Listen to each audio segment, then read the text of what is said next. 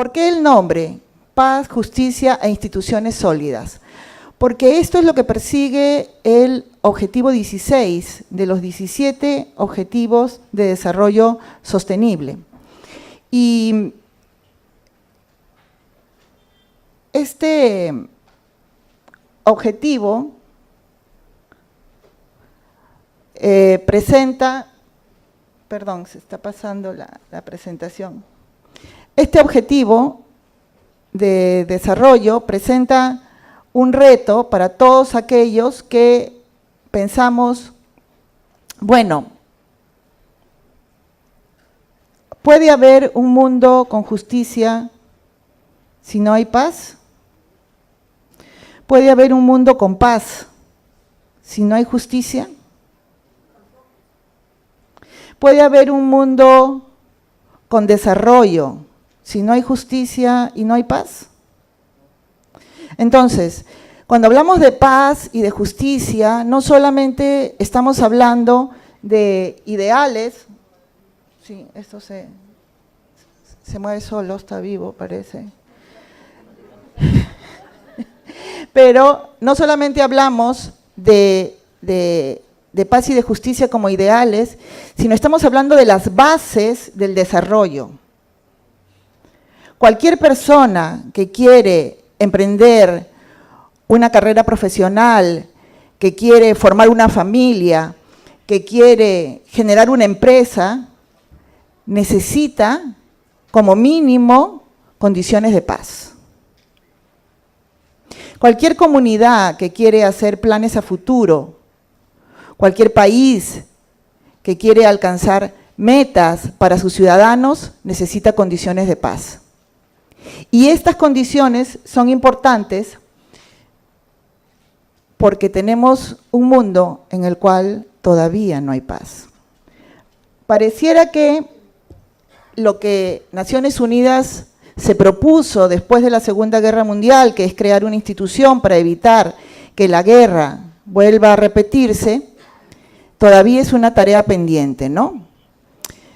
Cuando critican a Naciones Unidas respecto a que todavía hay guerras en el mundo, es una autocrítica, ¿no? Porque esa es la organización que nosotros hemos formado buscando la manera de que tener un mundo más estable, en paz y en desarrollo. Entonces hay diferentes maneras como implementamos el alcanzar ese objetivo. Y una de esas maneras es precisamente los objetivos de desarrollo sostenible. Yo quiero contarles una cosa. Hace un tiempo yo escuché algo acerca de la Agenda 2030.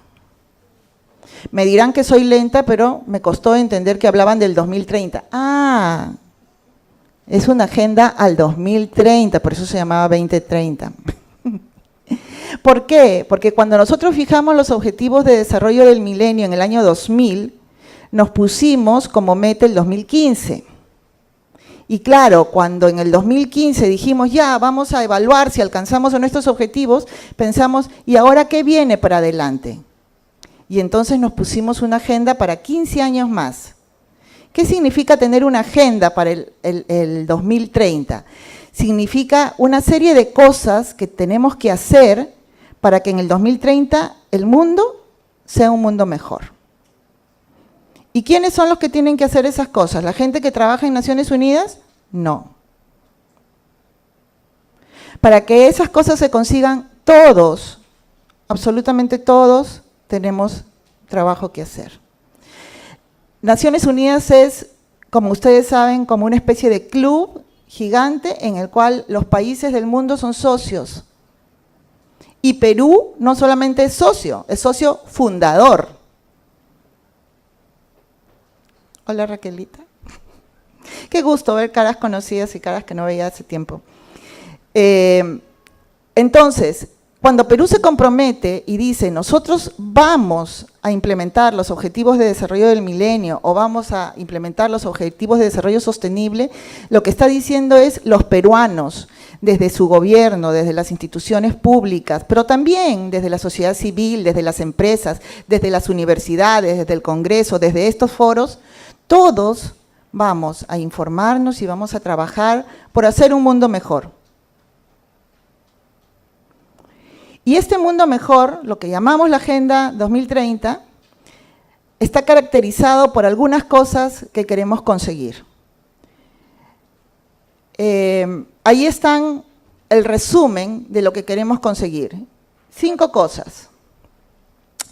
Queremos conseguir, en primer lugar, un beneficio para las personas. Que pongamos fin a la pobreza extrema. ¿Saben qué? ¿Saben cuál es el objetivo que nos hemos fijado como humanidad? Que en el 2030 ninguna persona en el mundo muera de hambre. Eliminar la pobreza extrema. No se va a poder eliminar toda la pobreza, pero por lo menos que todos puedan acceder a un alimento, a un servicio básico. Qué bonito, ¿no? Porque de lo contrario significa que todavía hay gente que muere de hambre en un país, en un planeta en donde todavía botamos la comida, ¿no? Pero no solamente es una agenda para las personas son las principales y son las primeras, pero también es una agenda para el planeta. Porque tenemos que proteger los recursos de nuestro planeta y el clima para las generaciones futuras. La humanidad se ha puesto de acuerdo en que los que vivimos hoy no tenemos derecho de destruir el planeta para las generaciones futuras. Tenemos que cuidar el agua, tenemos que preservar los recursos naturales, tenemos que tratar al planeta como si fuera también una diferente persona. Una de las cosas nuevas y que personalmente me gusta y espero que les guste también a cada uno de ustedes de la Agenda 2030 es que busca la prosperidad. ¿Qué significa esto? Antes nos enfocábamos en la lucha contra la pobreza, para que todos salieran de la pobreza. Y cuando estabas en la clase media, ¿qué pasaba? Ah, no, ese ya es su problema. No, hoy día lo que queremos es la prosperidad. No importa en dónde estés, puedes estar mejor. Y tienes derecho a estar mejor, derecho a prosperar. Asegurar vidas prósperas, satisfactorias, en armonía con la naturaleza, que le den al ser humano no solamente alimentos, que le den realización, que le den felicidad, que le den orgullo, que le den pertenencia. La prosperidad como un objetivo para la humanidad hace que no importa dónde estemos, recordemos que podemos mejorar. Otra de las cosas que se persigue y que es de la que vamos a hablar un poquito más es la paz, porque queremos promover que en el mundo exista paz, exista justicia, que haya derecho a la protesta, pero que la protesta no sea violenta. Y finalmente, lo que necesitamos, y eso es parte del reto grande en el cual trabajamos, es que necesitamos generar alianzas. Generar alianzas entre los que tienen, generar alianzas entre los que pueden, generar alianzas entre los países más desarrollados y los menos desarrollados, porque si queremos eliminar la pobreza, promover la prosperidad, la paz, el cuidado del planeta, tenemos que comprometernos todos. Y eso implica que cada uno pueda aportar también de acuerdo a lo que tiene y lo que puede. Entonces, para saber que hemos alcanzado ese mundo que queremos, Rosario lo mencionaba antes cuando se hizo la encuesta en el 2015, y permítanme un paréntesis. Las metas del milenio, los objetivos del milenio se iban a medir al 2015, y cuando estábamos en el 2014, un poquito antes, comenzamos a pensar, ¿y qué hacemos después? Entonces se hizo una encuesta a nivel mundial para saber cuáles eran los nuevos objetivos, si seguíamos con los mismos, si poníamos otros, si los aumentábamos, ¿qué hacíamos? Pero ¿saben qué? Ese trabajo no lo hacen unos señores en escritorios en Nueva York, donde está la sede de Naciones Unidas. No, eso se hace en el mundo, se hace en el terreno. Y en el caso del Perú se hicieron muchísimas encuestas. ¿Y saben quiénes fueron los principales encuestados? Los jóvenes. Porque el 2030 es de ellos. Entonces teníamos que saber no solamente cuáles eran los problemas que identificaban, sino cuáles eran las metas para las cuales ellos iban a trabajar. Cuál era el mundo que queremos para el 2030. Y entonces establecieron esta serie de objetivos. Tenemos 17 objetivos, como ustedes ven, desde luchar contra la pobreza, hambre cero, salud, educación, igualdad de género, agua, este es agua limpia y saneamiento, hasta el 16, que es el que vamos hoy día a desarrollar un poquito, que es justicia, paz e instituciones sólidas. Y lo que habíamos dicho antes está aquí, no hay paz ni justicia si no hay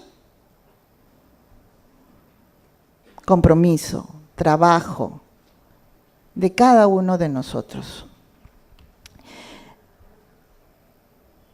Una de las cosas que tengo que decirles es que a pesar de que vamos a desarrollar el ODS 16, nosotros tenemos como consigna, y es bueno que lo sepan ustedes también, que los ODS no se leen separados. Son un conjunto de cosas. A un ser humano no le basta tener educación si no tiene alimentación. O no le basta alimentación si no tiene salud. O no le basta salud si está privado de la libertad. Es el conjunto el que nos hace seres humanos completos, el que nos permite desarrollar una vida. De igual manera, los ODS no se leen separados. Nosotros vamos a explicar lo que dice el Objetivo de Desarrollo Sostenible, pero como les decía, la paz y la justicia son simplemente la base para poder tener un plan de desarrollo de vida, para poder alcanzar la prosperidad, para poder tener todo lo demás. Y esto implica también la posibilidad de tener instituciones sólidas. ¿Pero en qué se basa este objetivo? Yo sé que en el caso peruano todos vamos a entender claramente un poquito este diagnóstico. Este no es un diagnóstico del Perú, es un diagnóstico, si se quiere, global, pero nos ayuda a entender de dónde sale la necesidad de trabajar por este objetivo. Dice, el Poder Judicial y la Policía están entre las instituciones más afectadas por la corrupción. ¿Se dan cuenta? La policía, que es la que tiene que cuidarnos de los delincuentes, la policía que es la que tiene que hacer que se cumpla la ley, está afectada. El Poder Judicial, que es a donde acudimos precisamente cuando la ley se ha roto, está afectado. Entonces, la corrupción, el soborno, el robo, el fraude en los países cuestan alrededor de 1.250 millones de dólares anuales. Olvídense esa cifra porque no nos dice nada. Vamos a mirar el caso peruano. En el caso peruano, la corrupción cuesta aproximadamente 12.000 millones de soles cada año. Pónganse a pensar qué haríamos con 12.000 millones de soles. Imagínense que nos sacamos un premio y te dan 12.000 millones de soles. Si me dan 12.000 soles, yo sé qué hacer. Si me dan 12 millones, ya, un poquito complicado, pero tengo ideas, tengo familia grande. Si me dan 1.000 millones, ya volé. No tengo ni idea, 1.000 millones, ¿qué es eso? Si me dan 12.000 millones, ¿cuántos hospitales, cuántos colegios, cuántas vidas se pueden salvar? O sea, le pago el triple del sueldo a los maestros y todavía me sobra un montón. Duplico el número de médicos que hay en el país y me sobra un montón. 12.000 millones. Nosotros salimos hace un par de años a preguntar en la calle, ¿no? Me acuerdo que fue un 9 de diciembre, día de la lucha contra la corrupción. Salimos a la calle y le preguntamos a la gente, si en este momento te damos 12.000 millones de soles, ¿qué harías? Entonces, comenzaron a alucinar, ¿no? Primero me compro una casa, no sé, me voy a recorrer el mundo, le compro casas a todos los de mi familia, pero así todo, te sigue sobrando un montón de plata. Y cuando les preguntamos, con esa misma cantidad, ¿qué harías por tu país? ¿Qué harías por la humanidad? Entonces ahí nos dimos cuenta cómo la corrupción nos roba oportunidades de desarrollo. Anual, ¿ah? Cada año. Pero no solamente nos afecta la corrupción, nos afecta también la falta de paz. En los países que están en conflicto, la tasa de niños que abandonan la escuela es del 50%. Eso quiere decir que la mitad de la población futura de un país no tiene oportunidades de formarse, que no van a ser agentes productivos o que no van a ser personas que puedan desarrollar su proyecto de vida. Nosotros podemos decir, bueno, pero eso es allí, en esos países lejos donde hay guerra. No, lo mismo pasa en las zonas donde hay conflictos sociales y donde estos no se resuelven. Lo mismo pasa en comunidades en donde pueden haber conflictos internos y estos afectan la calidad de vida, las relaciones entre las personas. En el Perú tenemos casos en este momento en que niños no pueden acceder a la escuela porque no pueden cruzar un puente porque la comunidad en la que viven tiene un problema de linderos con la otra comunidad. La falta de paz en todos los niveles afecta nuestras oportunidades de vida. Y luego tenemos las instituciones, no solamente es paz y justicia, es instituciones. Y las instituciones no son la arquitectura, es decir, cuando hablamos de la institución no estamos hablando del ministerio, no estamos hablando del Palacio de Justicia, o no estamos hablando de la estructura de personas, estamos hablando de lo que esto representa. Una institución es la justicia.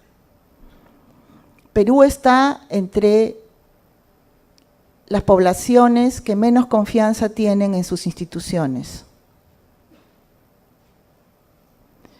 Solamente alrededor del 30% de las personas denuncian un robo, estos asaltos en la calle. Sobre todo hacen la denuncia porque, necesito el papel de la denuncia, pero si no lo necesitan, no creen que tiene ningún sentido, no tienen confianza en las instituciones. Y eso no es gratis, es porque las instituciones no han funcionado, no le han dado respuestas. Entonces, necesitamos instituciones en las cuales creer. Necesitamos instituciones que funcionen, que si yo tengo un problema, voy al Poder Judicial, voy a la policía, denuncio, busco al fiscal, porque sé que se va a hacer justicia.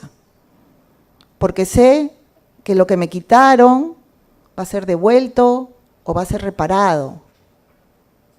Porque sé que si ese chico que me robó el celular cae en manos de la ley y de la justicia, va a salir mejor y no peor. Pero esto implica que tenemos que trabajar con nuestras instituciones, fortalecerlas, en algunos casos reformarlas. Entonces, el contenido del objetivo 16 es ese: promover sociedades pacíficas e inclusivas. Me quedo un minuto en la palabra inclusiva. ¿Qué significa esto? Los objetivos de desarrollo sostenible tienen una frase final que a mí me gusta mucho. Dice, sin que nadie se quede atrás. ¿Por qué? Porque cuando miramos los objetivos de desarrollo del milenio, nosotros decíamos, bueno, el Perú ha cumplido con el objetivo porque en promedio el Perú ha reducido la pobreza en tal cantidad, en promedio. Pero anda a ver los distritos más pobres del Perú. ¿Cuánto es el promedio de pobreza en el Perú? ¿20 y tantos %? 23. ¿Cuánto es la pobreza en los 10 distritos más pobres del Perú? 90%, entre 90 y 95%. Entonces, claro, en promedio estamos mejor, pero hay poblaciones en las que 9 de cada 10, y yo me atrevería a decir 10 de cada 10, viven en situación de pobreza. Entonces, sin que nadie se quede atrás, significa que no queremos mirar el promedio, queremos mirar a todos. Y si siguen habiendo pobres extremos, aunque sean el 1%, significa que no alcanzamos el objetivo. En este caso, cuando hablamos de sociedades pacíficas e inclusivas, lo que estamos diciendo en inclusive es que, por favor, todos se sientan parte de la sociedad.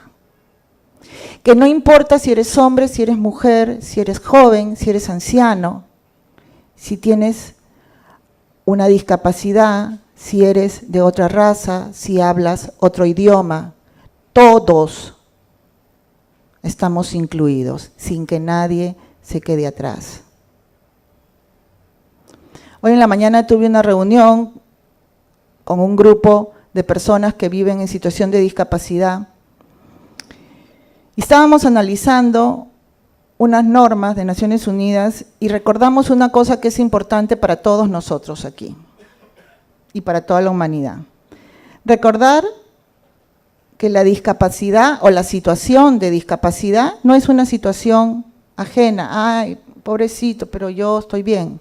No. La principal causa de discapacidad en el mundo es la vejez.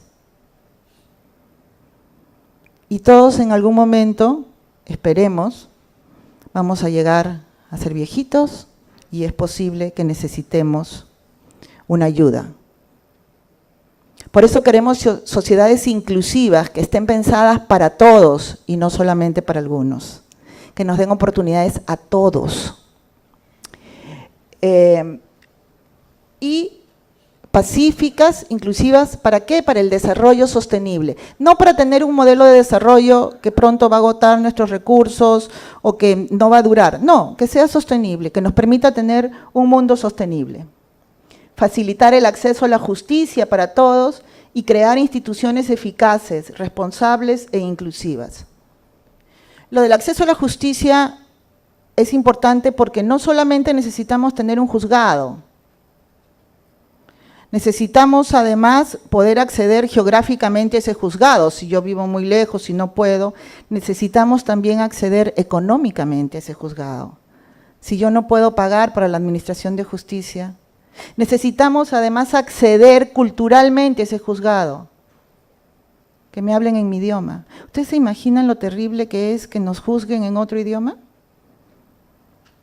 Yo siempre he pensado que esa es una de mis pesadillas, ¿no? Digo, yo voy caminando por una calle en la China y de repente viene un policía y me habla en chino, yo no entiendo chino, y me llevan a la cárcel y alguien me acusa en chino y yo quiero defenderme y nadie me entiende. Eso le pasa todavía a muchos conciudadanos nuestros, porque no acceden a un servicio de justicia en su idioma, esa es una limitación para el acceso. Bueno, entonces, cada uno de los objetivos de desarrollo sostenible se ha puesto una serie de metas para saber que vamos a alcanzar un mundo más desarrollado, un mundo más justo, un mundo más pacífico. Lo que yo les traigo aquí son algunos de los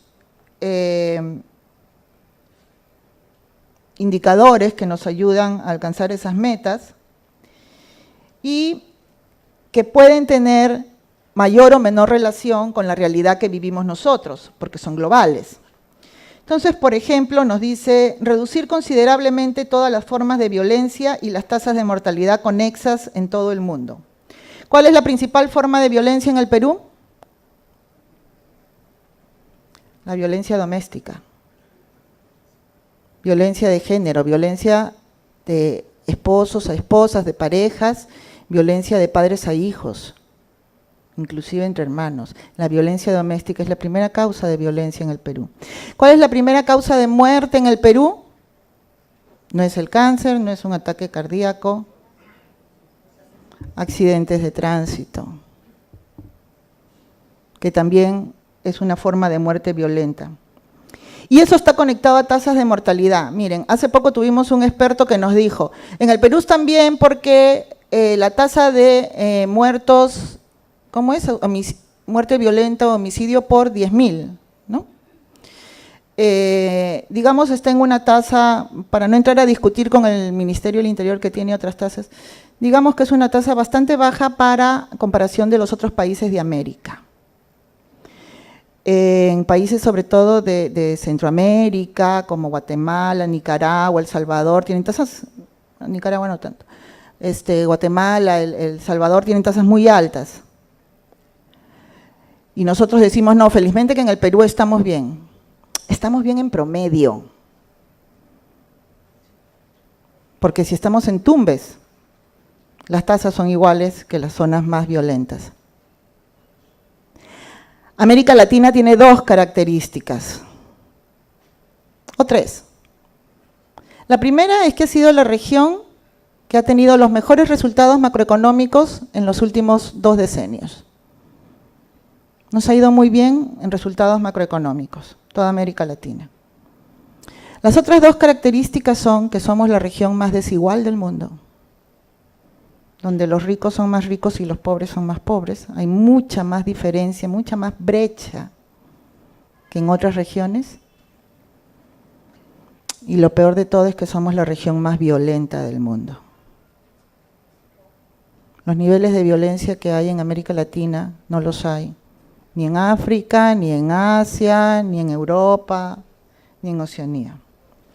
¿Qué más busca este objetivo? Poner fin al maltrato, a la explotación, la trata, la tortura y todas las formas de violencia contra los niños. Y alguien puede decir felizmente que en el Perú no torturamos. ¿No torturamos? Claro, la tortura no es algo que uno haga público, ¿no es cierto? Pero puede ser una forma de maltrato que se instale dentro de algunas instituciones. Exactamente, ¿no? O sea, yo estuve hace poco en Trujillo viendo una de estos módulos de atención a jóvenes infractores, en donde lo que queremos es que el chico que roba el celular y sale corriendo tenga una oportunidad de devolver el celular, de pedir disculpas y decirle, vamos a hacer algo contigo para que nos ayudes a mejorar tu barrio, en vez de meterlo a un centro donde va a ser un máster en crimen. Y en ese módulo estuve conversando con unos policías que me decían, antes, primero le dábamos el tratamiento y después lo interrogábamos. Le dije, no me cuenten del tratamiento, por favor. Porque era la manera de ablandarlos. Ese chico que por cualquier razón cometió una infracción, si queda resentido contra la sociedad, tiene muchas más posibilidades de aliarse al crimen. Promover el Estado de Derecho en los planos nacional e internacional y garantizar igualdad de acceso a la justicia para todos. Para los que somos abogados, no me miren mal, aquí tengo muchos colegas, es una profesión linda. Para los que somos abogados tenemos claro que es el Estado de Derecho. Pero en verdad, todos los ciudadanos debemos tener clara cuál es esta idea. El Estado de Derecho es simplemente, de una manera resumida, la ley es igual para todos. No importa si mi papá es dueño de una empresa transnacional o si soy hijo del vigilante de la escuela nocturna en el pueblito pequeñito. La ley es igual para todos. Existe un Estado de Derecho cuando se cumple ese principio. Y tenemos que construirlo, tenemos que hacer que se cumpla. Las sociedades que más han desarrollado el concepto de Estado de Derecho es aquellas en que los ciudadanos se empoderan y dicen, no, señor, yo tengo mi derecho. y yo no hablo hasta que venga un abogado, y yo necesito que me den esto. Tenemos que trabajar mucho. Para el 2030 se busca reducir de manera significativa las corrientes financieras y de armas ilícitas, fortalecer la recuperación y devolución de bienes robados y luchar contra todas las formas de delincuencia organizada. No es posible que en el Perú, que en Lima, no solamente en Lima, pero para poner el ejemplo en Lima, sepamos dónde vendan las cosas robadas. Si lo sé yo, lo sabe la policía. Entonces, no es posible que una población honesta, honrada, compre cosas robadas, porque alimenta el mercado. ¿Por qué los chicos roban celulares? Porque hay gente que compra celulares robados. Entonces, sí, es parte del reto del trabajo que tenemos que hacer. Y reducir sustancialmente la corrupción y el soborno en todas sus formas. Allí yo no voy a desarrollarlo porque tenemos a Susana, que es una experta, y voy a pasar rápidamente las que siguen. Crear instituciones eficaces, lo que decíamos antes. Quiero una policía que funcione. Quiero una justicia que funcione. Que sean instituciones responsables y transparentes en todos los niveles. Que yo sepa qué hacen con los recursos públicos que les damos para que los manejen. Garantizar la adopción de decisiones inclusivas, participativas y representativas. Que las decisiones que se tomen en cualquier nivel, sea en el Consejo Municipal, sea en el Congreso, sea en el Consejo de Ministros, no sean decisiones que favorezcan a un grupito, sino que favorezcan a todos los miembros de la población. Para el 2030 se espera proporcionar acceso a una identidad jurídica para todos, en particular mediante el registro de nacimientos. El Perú ha avanzado mucho en esto. Hace 15 años o 10 años en el Perú había un gran porcentaje de la población, recuerdo cuando Susana estaba en la Defensoría, trabajamos en el tema de identidad, porque simplemente habían personas que no tenían un DNI, y como no tenían un DNI, no les permitían registrar a sus hijos cuando nacían, y ese niño a veces no iba al colegio, y crecía trabajando en una zona aislada también sin DNI, y tenía hijos.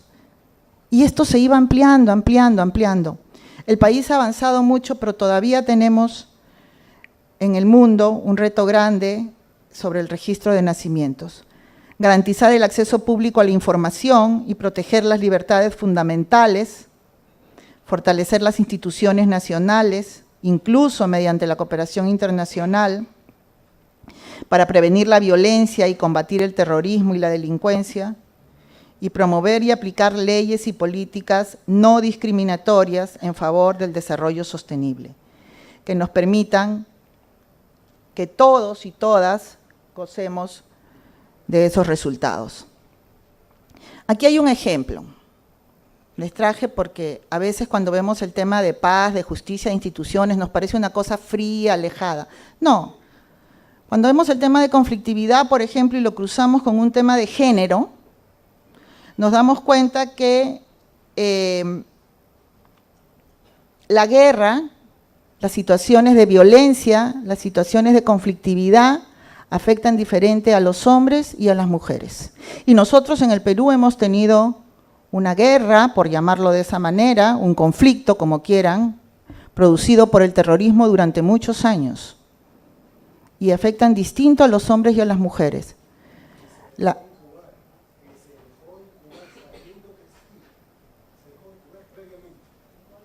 Absolutamente.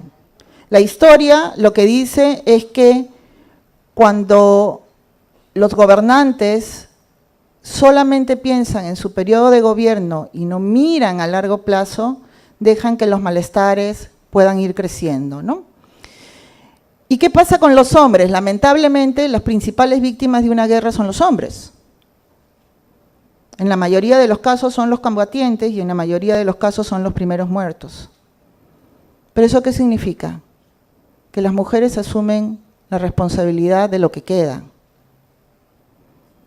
de la resistencia, de la familia, del trabajo, de los recursos. En una sociedad en la que todavía las mujeres no tienen el mismo acceso a educación, el mismo acceso a oportunidades, el mismo acceso a igual sueldo. Entonces, la paz y la justicia no solamente es necesaria como un fin en sí mismo, sino es porque trae un daño perjudicial y un retraso en las poblaciones. ¿Qué sería del Perú si no hubiéramos tenido esos periodos en donde perdimos tanto? No solamente materialmente, financieramente, sino en oportunidades de vida, de desarrollo de personas. Pero además de eso, otro enfoque de género nos dice que solo el 9% de las negociaciones en las mesas de negociación de paz se hacen con mujeres. Las mujeres asumen mucho de la responsabilidad, pero están poco presentes en las mesas de negociación. Lo mismo sucede hoy día en el Perú respecto a la conflictividad social. Las mujeres tienen poca presencia en las mesas de negociación, pero está comprobado que tienen mayor capacidad para ponerse de acuerdo. Sin paz, y no se preocupen que vamos terminando, la estabilidad, los derechos humanos, la gobernabilidad efectiva basada en el Estado de Derecho no es posible de alcanzar, ni el desarrollo sostenible es posible de alcanzar. Vivimos en un mundo cada vez más dividido, a pesar de que es más moderno, que es más informado, que todos tenemos un celular, que todos tenemos acceso a muchas cosas. Algunas regiones gozan de niveles permanentes de paz, de seguridad y de prosperidad, mientras que otras caen en ciclos aparentemente eternos de conflicto y violencia. La guerra es una creación humana, por lo tanto, la paz puede serlo también. Esa era una de las máximas que teníamos de uno de nuestros líderes en Naciones Unidas, el señor Kofi Annan. Él decía, aquellos que hemos sido capaces de organizarnos para la guerra, podemos organizarnos para la paz. Los altos niveles de violencia armada e inseguridad tienen consecuencias destructivas para el desarrollo de un país, afectan el crecimiento económico y redundan a menudo en agravios arraigados que pueden extenderse por generaciones. La violencia sexual, los delitos, la explotación y la tortura también son fenómenos generalizados donde existen conflictos o no hay Estado de Derecho. Y los países deben tomar medidas para proteger a los sectores que corren más riesgos. Miren, en todas las poblaciones del mundo tenemos diferentes grupos, los que están mejor, los que están peor. Pero hay un grupo en particular que antes no le prestábamos atención y que ahora estamos mirando muy de cerca y que le vamos a llamar los vulnerables. Son aquellos que no están mal, pero pueden estarlo en cualquier momento. Personas que tienen ingresos mínimos y que tienen un empleo inestable y que de repente no tienen una propiedad y que basta con que sufran una enfermedad incapacitante para que los sumerja en la más profunda pobreza. O niños indefensos que están expuestos al crimen, que están expuestos a las violaciones. Los grupos vulnerables deberían ser la atención de cualquier sociedad desarrollada, porque es a ellos que tenemos que darle una mejor protección. Los objetivos de desarrollo sostenible buscan reducir sustancialmente todas las formas de violencia y trabajan con los gobiernos y las comunidades para encontrar soluciones duraderas a los conflictos y a la inseguridad. El fortalecimiento del Estado de Derecho y la promoción de los derechos humanos es fundamental en este proceso, así como la reducción del flujo de armas ilícitas y la consolidación de la participación de los países en desarrollo en las instituciones de gobernabilidad mundial. Eso es lo que necesitamos, no solo para el Perú, sino para la humanidad. Lo que hacemos aquí repercute no solamente en nuestras familias, en nuestras comunidades, en nuestro vecindario, en nuestro barrio, sino en nuestro departamento, en nuestro país, en nuestra región y, por qué no, en nuestro mundo. Yo quiero agradecerles el interés, agradecerles la paciencia y decirles que este objetivo simplemente nos pone sobre la mesa problemas que a veces no vemos y que si no solucionamos no podemos pensar en el desarrollo, en el planeta y en otras cosas que tenemos por delante. Gracias.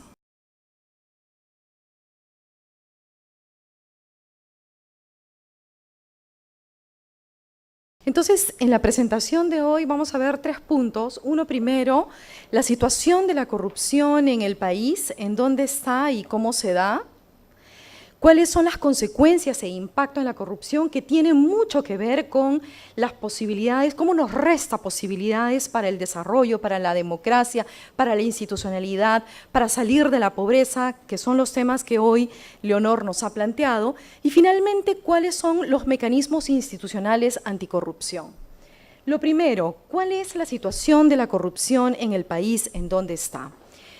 Si nosotros preguntamos en este momento a este auditorio o a cualquier grupo de personas hoy día en Perú, hoy 24 de enero, ¿cuál es el principal problema en nuestro país?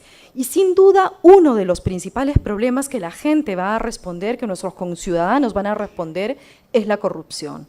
Y ciertamente aparece en esta encuesta que elaboró Ipsos Perú por encargo de Proética y en su momento por la Comisión de Alto Nivel Anticorrupción que me tocó coordinar junto con Julia Cori, que aquí está presente. Esta encuesta señala que el problema principal, el problema número 1 para los ciudadanos es el vinculado a la delincuencia, seguido del de la corrupción. Si nosotros vemos con un poquitito de detenimiento, vamos a ver que en esta franja roja, no sé si ustedes la aprecian, llegan a apreciar el color, pero en el año 2010 la delincuencia aparecía en segundo lugar como problema principal en nuestro país, en tanto la corrupción estaba en primer lugar. Hoy día, bueno, esta es una encuesta del 2015, pero es aplicable para el momento en el que estamos viviendo. La delincuencia ha subido al primer lugar, mientras que la corrupción, si bien se mantiene, pero ha ido disminuyendo poquito a poco hasta llegar a un 46 respecto de un 51 en el que se encontraba en el año 2010. ¿Eso significa que la corrupción o la lucha contra la corrupción está siendo eficiente? ¿Eso significa que hemos avanzado? La respuesta lamentablemente es no. Lo que está ocurriendo es que la corrupción está corroyendo las instituciones precisamente encargadas de investigar, de detectar, de sancionar los actos de la criminalidad cotidiana, y es por eso que está subiendo los niveles de inseguridad ciudadana y criminalidad. Hay una estrecha, muy estrecha relación entre los altos índices de criminalidad y la existencia de corrupción. Si tenemos nosotros narcotráfico, minería ilegal, trata de personas o cualquier modalidad delictiva que ustedes tengan en mente, llegan a crecer, llegan a consolidarse lamentablemente en el país gracias, o más que gracias, en gran parte debido a los problemas de corrupción que existen. Ahora bien, ¿en dónde está la corrupción? Sería muy fácil decir la corrupción está solamente en una determinada entidad. Nos hablaba hace un instante Leonor en este diagnóstico que efectivamente el Poder Judicial y la Policía Nacional son las entidades con los mayores indicadores o índices de casos de corrupción o percibidas como las entidades con mayores problemas de corrupción. Pero lamentablemente no son solamente estas dos entidades. Lamentablemente la corrupción se presenta de una manera transversal, no solamente en el aparato público, es decir, no solamente en el Estado, sino también en el sector privado y en la misma sociedad. ciudadanos comunes y silvestres como nosotros, yo, ustedes, lamentablemente, personas en las calles que son tolerantes a la corrupción, como lo vamos a ver en un instante. Entonces, la corrupción, si bien es cierto, es transversal a toda la sociedad, sector público, sector privado, sociedad civil, ciudadanía, es cierto que existen algunas entidades o algunos sectores en donde de manera especial se presenta un mayor número de casos. ¿Y cuáles son estas entidades o estos sectores? La Procuraduría Anticorrupción en el año 2012 realizó un estudio a partir de los casos que veía la Procuraduría y logró identificar cuáles eran las entidades en las cuales se presentaba el mayor número de casos de corrupción. Y fíjense ustedes, ministerios, municipios, Policía Nacional, instituciones educativas, sector salud y la Administración de Justicia. Dos de las entidades que hace un instante Leonor nos señalaba, Poder Judicial y Policía Nacional. Perdón.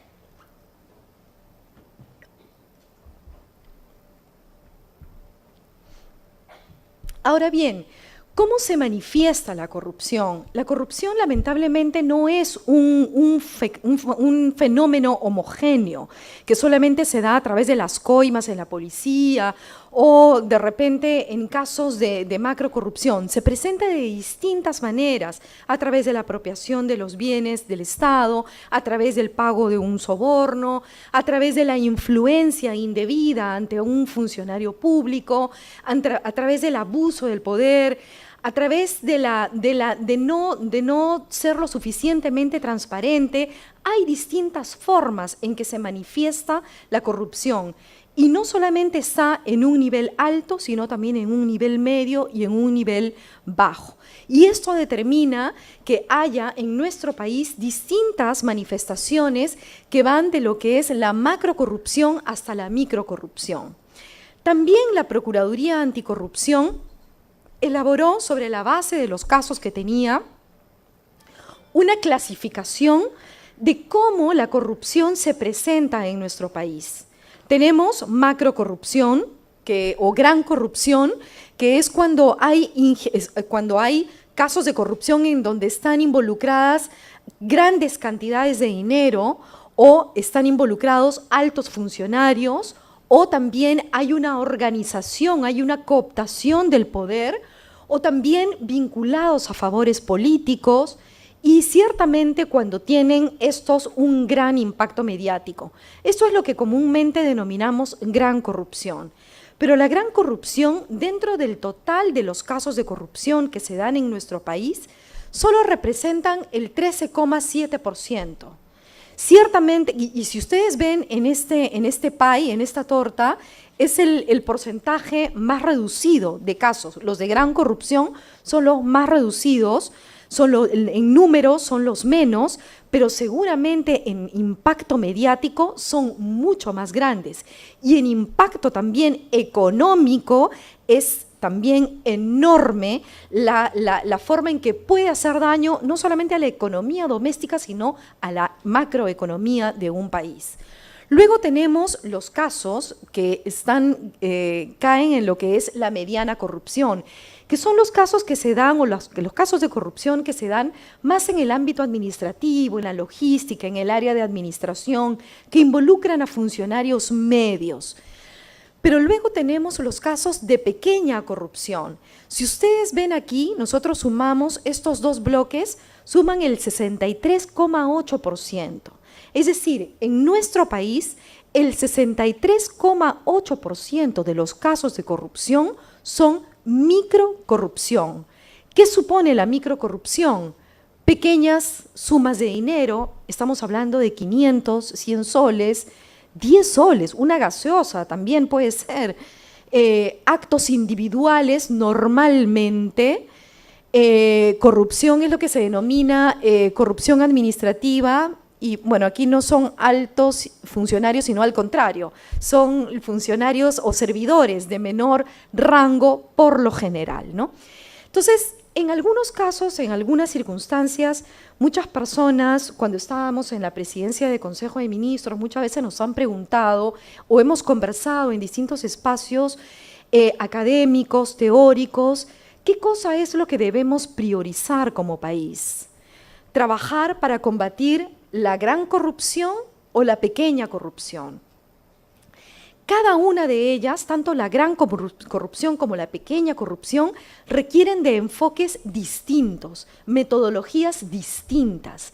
Mientras que la gran corrupción requiere de un trabajo sumamente técnico para identificar el movimiento de flujo de dinero y por lo tanto hay que contar con contadores, economistas, inteligencia, muchísima inteligencia financiera, un aparato sólido, tanto a nivel judicial, policial, Contraloría General de la República, todo eso es lo que se necesita y por lo tanto la estrategia para combatir la gran corrupción requiere de muchísimo más presupuesto, muchísima mayor institucionalidad de estas entidades que acabo de mencionar.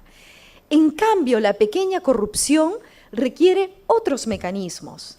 Y el mecanismo que principalmente tiende a funcionar con éxito es la transparencia. Son los controles también, que en un instante los vamos a ver. Pero bueno, yo me quedaba en la pregunta de las veces que a mí me han planteado, ¿no? ¿Qué cosa es lo que priorizaría? Y hay de todo un poco, algunas personas que responden y dicen, no, mejor la gran corrupción, aunque no representen, no sean muchos casos, pero representan económicamente mucho dinero. Y cualquiera de las dos es sumamente válida. De hecho, yo lo que diría es que se requiere trabajar, en todo país se requiere abordar ambas modalidades de corrupción de la mano, pero lo importante es tener en cuenta que los enfoques, las estrategias tienen que estar dirigidas, establecidas de una manera diferenciada.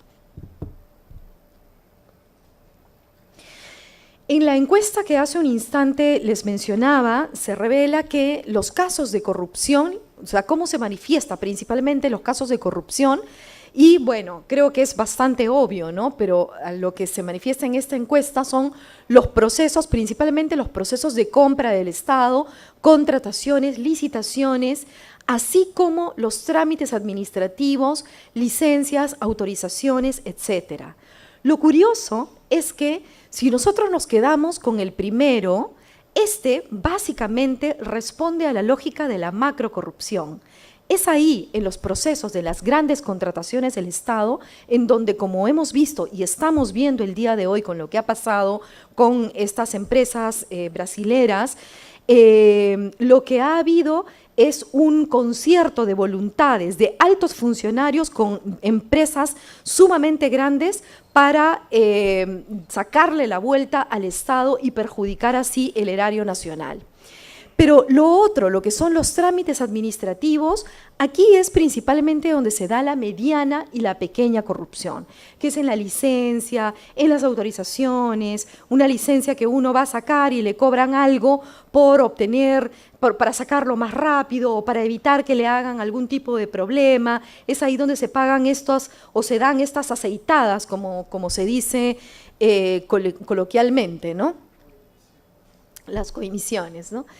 Ahora bien, mucho se habla también de la corrupción en nuestro país y se dice que la corrupción está básicamente en el sector público, y esto no es así. Cuando hay una corrupción tan marcada en un sector, en este caso en el aparato público de nuestro país, es que la corrupción se da de la misma manera en el sector privado y en la comunidad. Y en esta encuesta que se hace, se pregunta a la ciudadanía en general si es que cree que entre los empresarios hay más, igual o menos corrupción que en el resto de la sociedad. Y una mayoría considerable plantea como más e igual que existe igual corrupción entre el sector público y el sector privado. Y de hecho, el 79% considera que la empresa o el sector empresarial no es que sea una víctima de la corrupción, sino que es un cómplice, es cómplice de la corrupción, y eso tenemos que tenerlo bastante claro.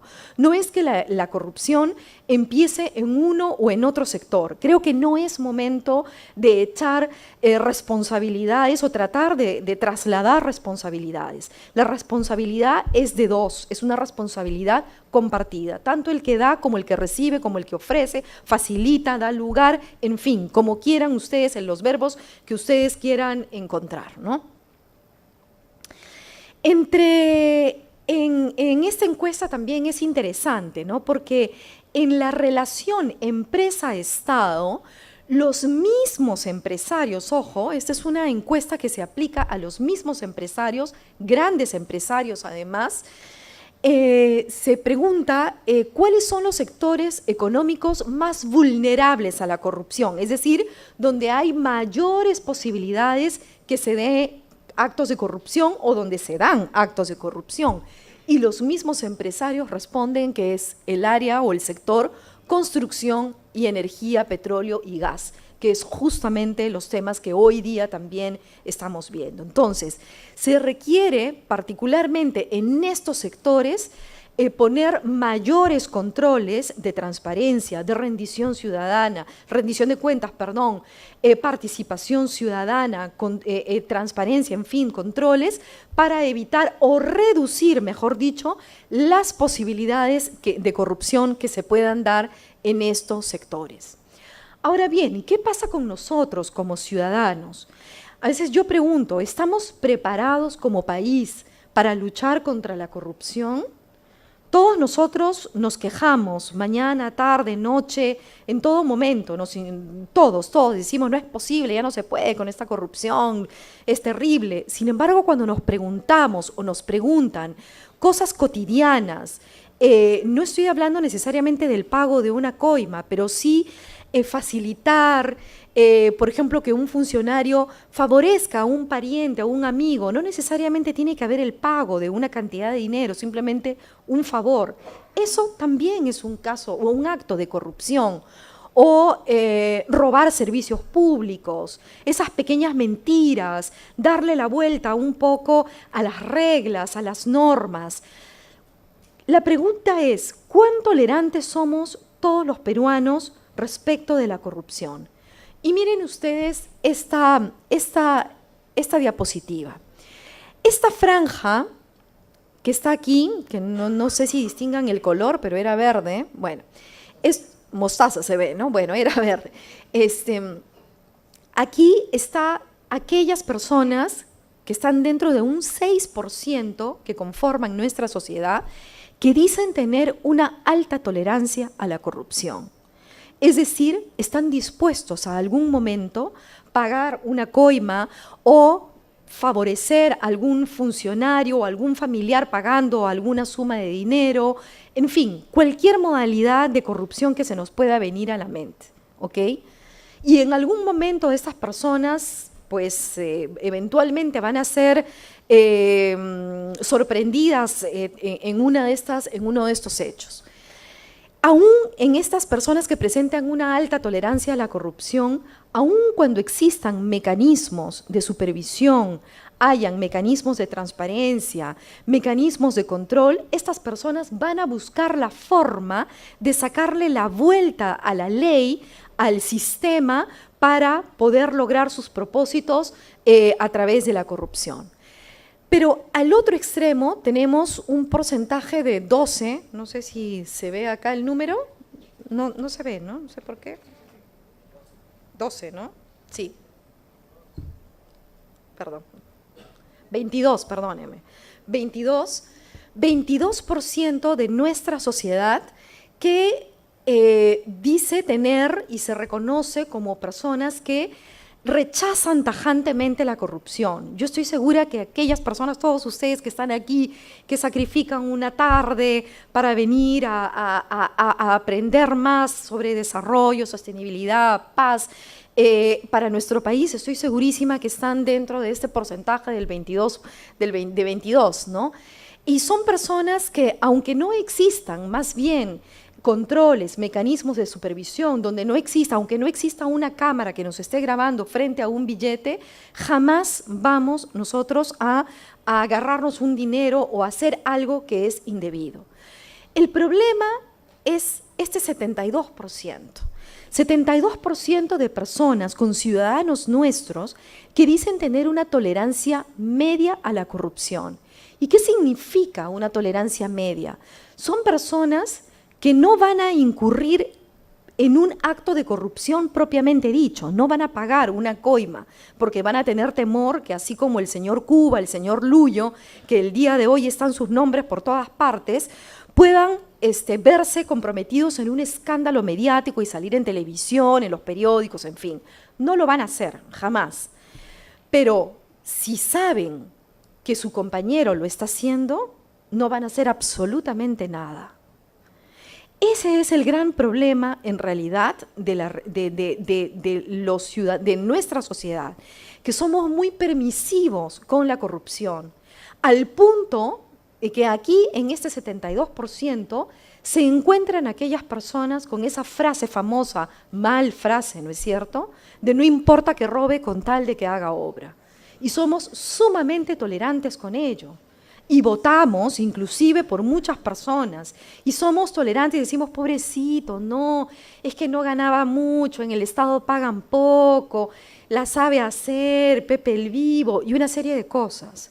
No, esto es lo que nosotros tenemos que romper, tenemos que acabar con este 72% de tolerancia media, que al fin y al cabo esa tolerancia media pasa y alimenta la alta tolerancia a la corrupción. Bueno, no sé por qué no han salido los colores. Bueno, ahora bien, ¿qué impacto, qué consecuencias tiene la corrupción? A veces no vemos la gran corrupción. 29 millones dicen que sea de dólares, dicen que ha pagado la empresa Odebrecht en corrupción al Estado peruano. ¿De manera directa sentimos nosotros que en nuestro bolsillo algo nos falta? No, no lo sentimos, tal cual no lo sentimos, pero sí nos resta posibilidades de desarrollo. Hace un instante también Leonor nos planteaba de cómo, y nos decía cómo nuestro país es uno de los países que ha tenido uno de los mayores crecimientos económicos en todo el mundo. Y sin embargo, no hemos bajado un ápice en la ubicación de país o en el ranking de países, en el ranking de corrupción de países que nos presenta Transparencia Internacional. No se ha movido un ápice, absolutamente nada. Cuando hemos tenido las posibilidades de, con ese crecimiento económico, generar mayor desarrollo, generar mayor ciudadanía, generar mayor empoderamiento de los ciudadanos. Y sin embargo, no hemos sido capaces de hacerlo. Y seguimos con los mismos indicadores de corrupción y quizás, seguramente, el próximo año salgamos en una ubicación menos favorable de la que hemos tenido en el año pasado. Ahora, en términos macroeconómicos, obviamente que afecta. Esos 29 millones de dólares significaron o han significado y significan menos posibilidades de desarrollo, menos escuelas, menos hospitales. De hecho, por ejemplo, la Iniciativa Nacional Anticorrupción, que no sé si ustedes recuerdan, pero hubo un grupo conformado por el entonces presidente Paniagua durante el gobierno de transición, que conformó la Iniciativa Nacional Anticorrupción, y por primera vez un grupo de trabajo en nuestro país hizo un cálculo de cuánto perdió nuestro país en términos macroeconómicos. Y lo hizo con cifras de todo el dinero que se había robado y que estaba en las cuentas en Suiza, en Panamá, en fin, las cuentas offshore y todo lo que se había recuperado a partir de la Procuraduría ad hoc. Y era un total de 1.800 millones de dólares que perdió nuestro país. Y eso, que esto solamente es el primer cálculo que se hizo, porque después han seguido saliendo sumas de dinero sumamente muy altas que perdió nuestro país. ¿Qué pudimos haber hecho con todo esto? con 4.600 millones de soles se pudieron construir 180 colegios, construir 36 hospitales de 200 camas cada uno, generar 100.000 puestos de trabajo. Ciertamente nada de eso se dio. Y nuevamente, ¿lo sentimos en nuestros bolsillos? No lo sentimos, pero lo perdemos como país, como institucionalidad, como posibilidades de desarrollo, de crecimiento y más educación. Ahora, la corrupción también afecta la economía doméstica, también afecta el bolsillo de los ciudadanos.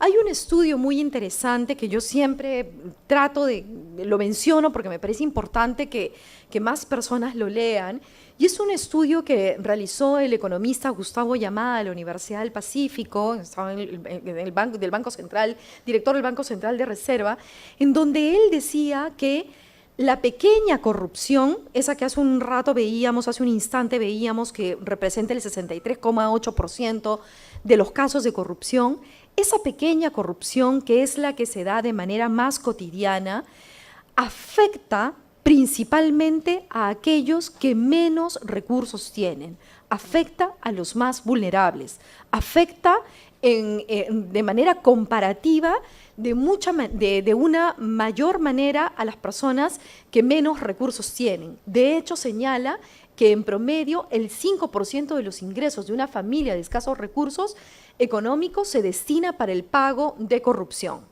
que puede ser para el pago de obtención de servicios, coimas, cuando van a un hospital para conseguir la atención o una cita, se tiene que pagar una cantidad de dinero. Esa cantidad de dinero que tiene que pagar una persona de recursos relativamente bajos, esa cantidad de dinero es en porcentaje mayor del total de ingresos para esa persona que puede resultar para una persona de mayores recursos, ¿no?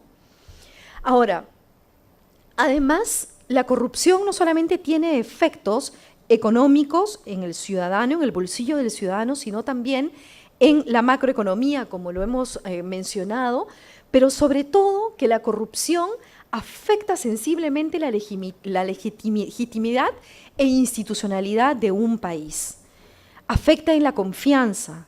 A veces, yo he trabajado 18 años en el aparato público y me he tenido a veces que enfrentar un poco a críticas de personas que simplemente por el hecho de ser funcionaria pública consideran que uno, coloquialmente dicen, ¿no?, se beneficia de la mamadera del Estado y cosas por el estilo, cuando somos muchas veces funcionarios que lo damos todo, pero al final de cuentas, al final del día, todos entramos en el mismo saco. Lo que hace un funcionario, un señor Luyo, un señor Cuba, como lo que hemos visto en los días pasados, nos mancha a absolutamente todos los servidores públicos, ¿no? Y nos resta legitimidad y posibilidades de que seamos respetados y generar institucionalidad para el país. Pero lo más importante en todo esto es que además de afectar la corrupción, la institucionalidad, la gobernabilidad, indicadores macroeconómicos también, la economía del ciudadano, es que la corrupción afecta derechos. Y esto es importante, muy importante tenerlo en cuenta. Cuando nosotros hablamos de un acto de corrupción, no estamos hablando simplemente de cifras, de números o de una cantidad de dinero que se perdió, sino que estamos hablando de la posibilidad que se le negó a una determinada persona de satisfacer un derecho a la salud, derecho a la educación, derecho al transporte, derecho a la vivienda. Entonces, siempre que nosotros veamos y hablemos de corrupción, tengamos presente que detrás de un acto de corrupción siempre hay un derecho que no ha sido satisfecho, sea de manera individual o sea de manera colectiva. Ahora, ¿cuáles son los mecanismos institucionales anticorrupción? Las estrategias anticorrupción, tanto para el sector público como para el sector privado, se agrupan básicamente en tres grandes componentes. El componente de la prevención, el componente de la detección e investigación y el de la sanción. Los tres, exactamente los mismos, se tienen que dar tanto a nivel del sector público como el sector privado. Y hay distintos mecanismos que se deben implementar. Y podemos hablar de muchísimos. Aquí seguramente me quedo corta con estos mecanismos o estas herramientas que se plantean, como el de la transparencia, rendición de cuentas, participación ciudadana, la ética, la simplificación administrativa de procesos, restar burocracia, el control interno. Y podríamos mencionar seguramente muchas más cosas, el tema de la meritocracia, en fin. Pero yo quiero detenerme principalmente en dos de ellas, que son la transparencia y el acceso a la información. ¿Y por qué me quiero detener en ella? Porque dentro de los principales condicionantes de la corrupción, que también se pueden mencionar muchísimos condicionantes, de la corrupción, dentro de los más importantes y los que mayor consenso generan entre especialistas, académicos, en fin, son los controles débiles, la falta de transparencia y no cumplimiento de parte de las entidades con la entrega de información, la excesiva burocracia y discrecionalidad en los procedimientos administrativos, la débil meritocracia, la injerencia del poder político y económico en la administración pública. Pero cuando les digo que me quiero centrar principalmente en la falta de transparencia y no cumplimiento de entrega de información, es porque en realidad la transparencia y el acceso a la información genera la puerta de entrada para que existan mayores controles de parte de no solamente las entidades encargadas de generar esos controles, sino también del control social.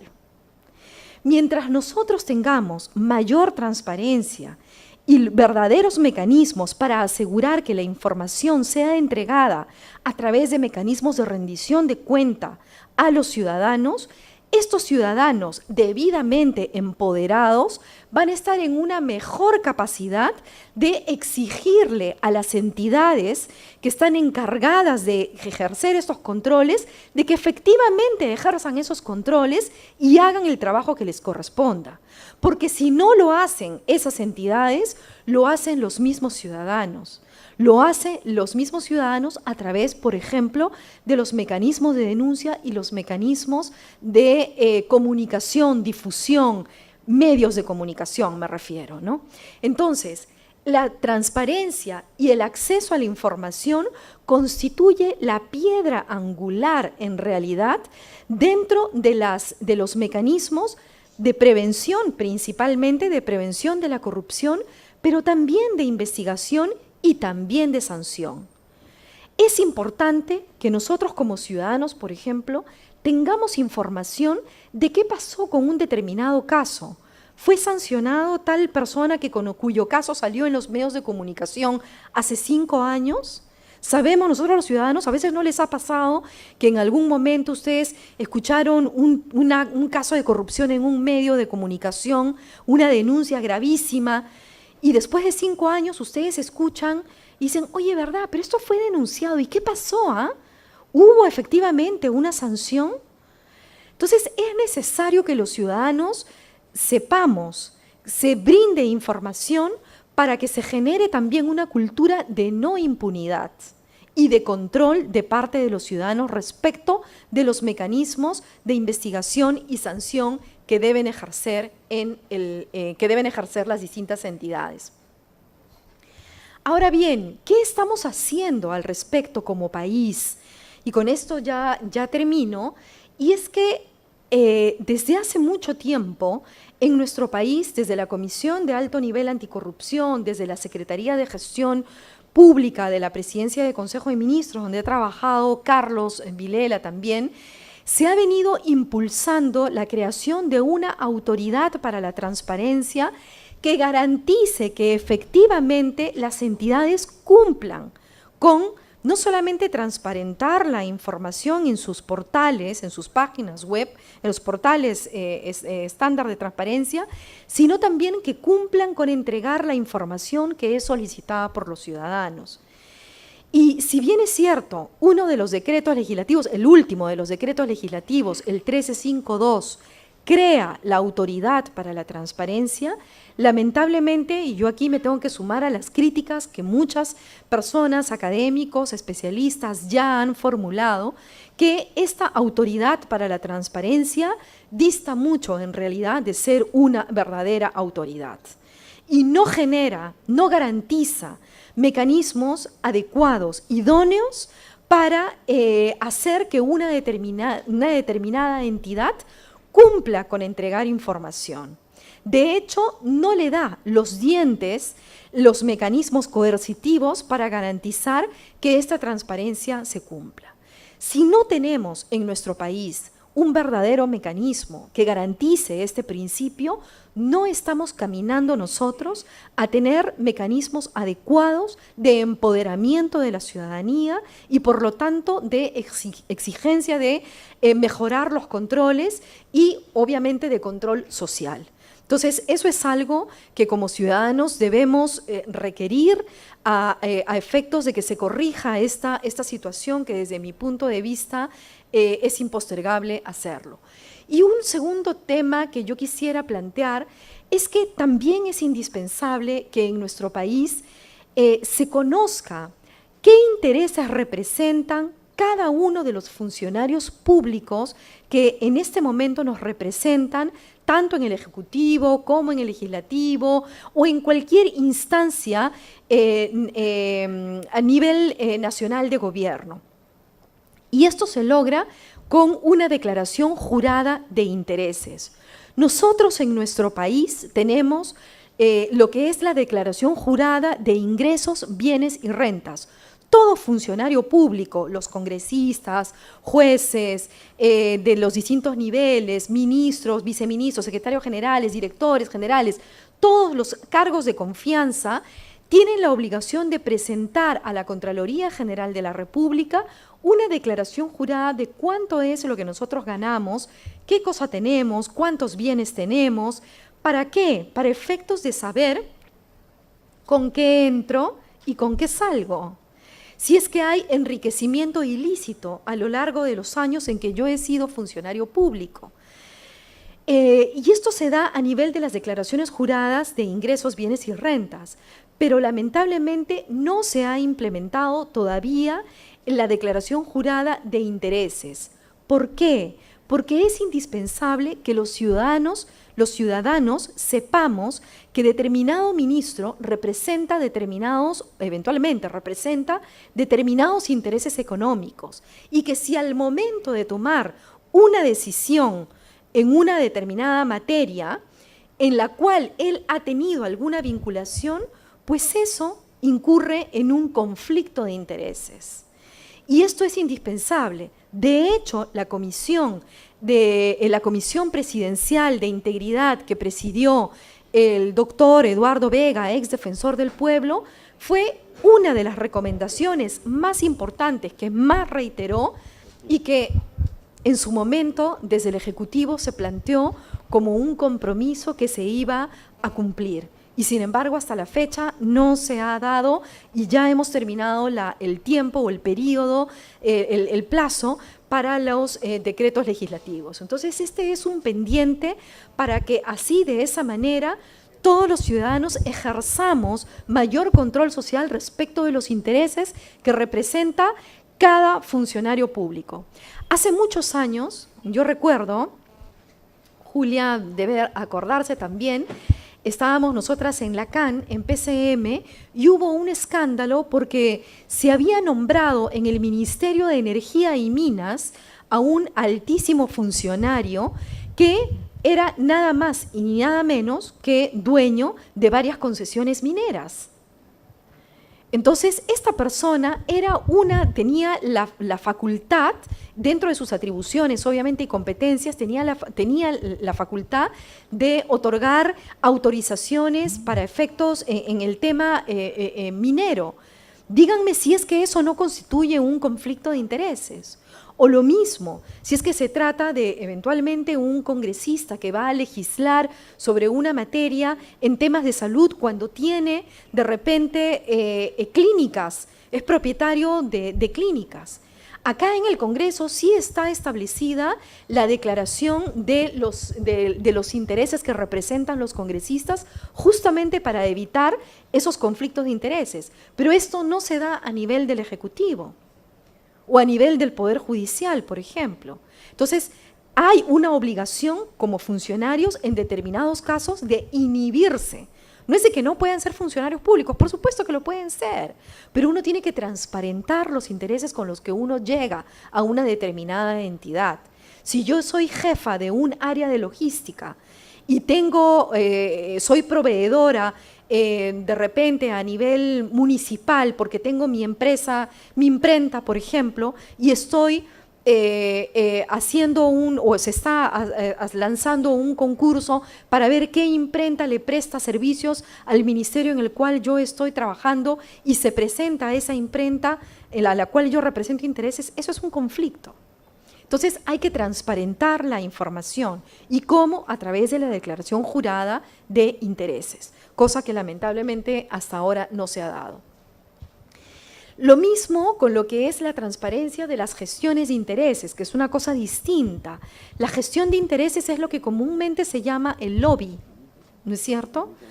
Y el lobby que se da todos los días, y lo que es necesario es transparentar. El lobby de por sí no es algo negativo. Es más, los coordinadores parlamentarios hacen lobby, porque son representantes de determinados ministerios que van a hablar con determinados congresistas para explicarle las bondades del proyecto de ley que está planteando, por ejemplo, su ministerio. Y eso no está mal. No está mal que uno converse con un determinado funcionario y le explique cuál es la situación o cuál es la medida o el interés que uno está representando. El tema es que eso se tiene que transparentar. ¿Y cómo se transparenta? Se ha dado también en el Decreto Legislativo 1353, se ha extendido el uso de lo que es el registro de visitas en línea, que trabajamos con Julia también en la CAN, pero que se tiene que dar una mayor difusión. Este registro de visitas en línea es buenísimo, y no es porque lo hayamos trabajado Julia y yo, por si acaso, pero es buenísimo en realidad. ¿Por qué? Porque les permite ver en tiempo real a cualquier persona que esté aquí. Ustedes entran ahorita, Ministerio de Economía y Finanzas, y quieren saber en este momento con quién se está reuniendo el ministro de Economía y Finanzas, y lo van a ver. Con quién se está reuniendo el viceministro, con quién se está reuniendo el secretario general.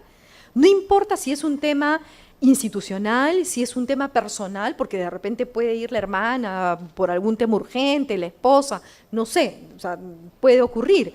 Lo importante es que se transparente y que se sepa quién está yendo a las entidades públicas.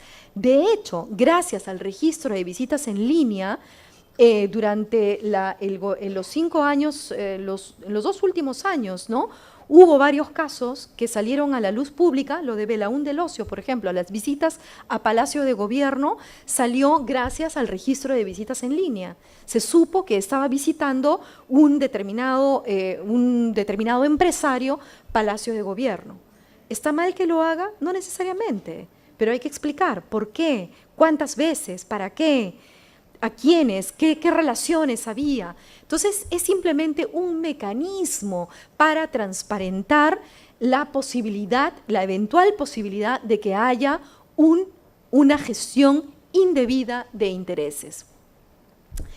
Y, en fin, y finalmente, que se tiene que promover también a través de los mecanismos de transparencia la participación de la ciudadanía como veedores de sociedad civil, me refiero, en la ejecución de grandes contratos y obras.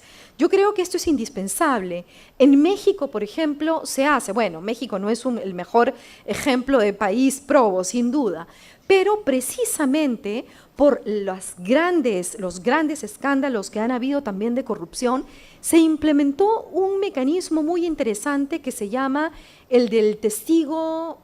¿Cómo se llamaba? Testigo, no me acuerdo, testigo algo era.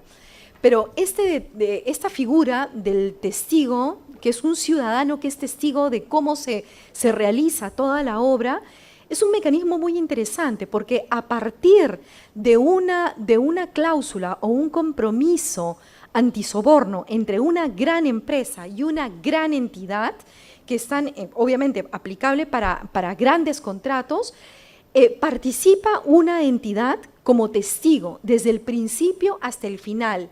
Y cuando decimos desde el principio, se hace desde la formulación de los términos de referencia o de las bases, que es ahí precisamente donde se da el mayor o donde se esconde la mayor posibilidad de corrupción. Entonces, esta ciudadanía, este ciudadano o esta entidad que representa a la ciudadanía participa desde el inicio hasta el final y elabora de manera objetiva un informe de la sociedad civil diciendo que a él ha sido testigo de todo el proceso y que se ha desarrollado de una manera proba, correcta, el proceso. Que eso va a limitar o va a terminar, mejor dicho, con los casos de corrupción, de ninguna manera podría afirmarlo. Pero lo que sí puedo afirmar es que genera eso menores posibilidades de corrupción, porque dificulta a aquellas personas en manejar información, en evitar determinados controles. Yo con esto me quedo, espero que haya sido sumamente útil esta información que les brindo, pero yo no quisiera terminar señalando que los objetivos de desarrollo sostenibles de los cuales nos ha hablado ahora, de desarrollo sostenible de los cuales nos ha hablado Leonor, y que ustedes en estos martes democráticos han ido escuchando, aprendiendo, comprendiendo, tienen distintas miradas, distintos enfoques. Pero sin duda, uno de ellos es el de tener un país mucho más sostenible, un país mucho más con una institucionalidad sólida que nos permita que los mecanismos de corrupción se dificulten para aquellas personas que, como hemos visto, tienen alta tolerancia. Y en este ejercicio, esto no depende solamente del Estado, que tiene una cuota de responsabilidad muy grande, obviamente, en la actuación, ni tampoco de la cooperación internacional, ni tampoco de las ONGs, ni tampoco del sector privado solamente. Esto es un tema de todos, y aquí principalmente la ciudadanía tiene un rol sumamente importante. Y el hecho de que ustedes estén aquí capacitándose, empoderándose cada vez más, redunda justamente en esos objetivos de desarrollo sostenible. Gracias.